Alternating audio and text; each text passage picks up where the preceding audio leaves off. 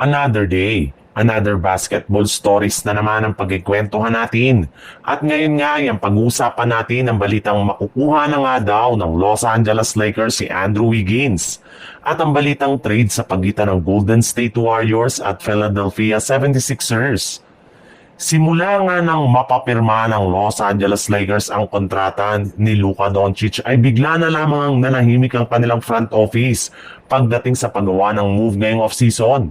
Kaya marami na nga ang naniniwala na tapos na sila sa pagpapa-improve ng kanilang kasalukuyang lineup.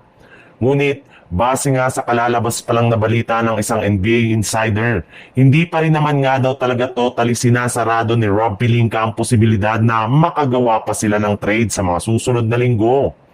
Meron pa rin naman nga silang natitirang bakanting pwesto sa kanilang lineup at marami pa nga silang hawak ngayon na trade asset na maaari nilang gamitin para makakuha sila ng bagong players.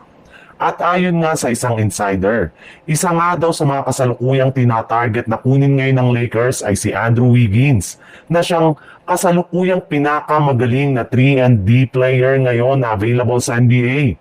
At kung sakali man nga na makuha nila siya, ay siya nga ang magagamit nila bilang main defender sa best player ng kanilang mga kalaban. Meron rin naman nga itong shooting sa 3-point line at isang mahusay na shot maker na kayang gumawa ng malalaking puntos kung kinakailangan.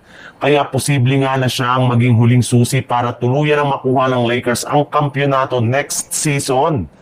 Sa ibang balita naman, kalat na nga sa social media ang balita na handa na nga daw si Al Horford na hintayin ang magiging desisyon ng Golden State Warriors patungkol sa trade ni Jonathan Kuminga ngayong offseason. Nakapag-offer na rin naman nga sa kanya ng kontrata na nagkakahalaga ng 2-year, $11.7 million na mayroong player option sa kanilang pangalawang taon.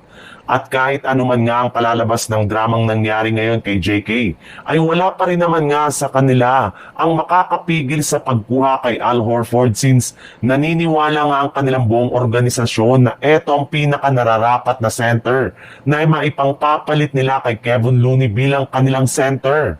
Sa katunayan, mas upgraded nga ang skills at galaw nito sa loob ng court kung saan bukod nga sa kakayanan nito na makakuha ng rebound at magdomina sa ilalim ng basket, ay meron rin naman nga itong shooting sa 3-point line at maging sa mid-range na siguradong babagay sa playing style ni Coach Steve Kerr.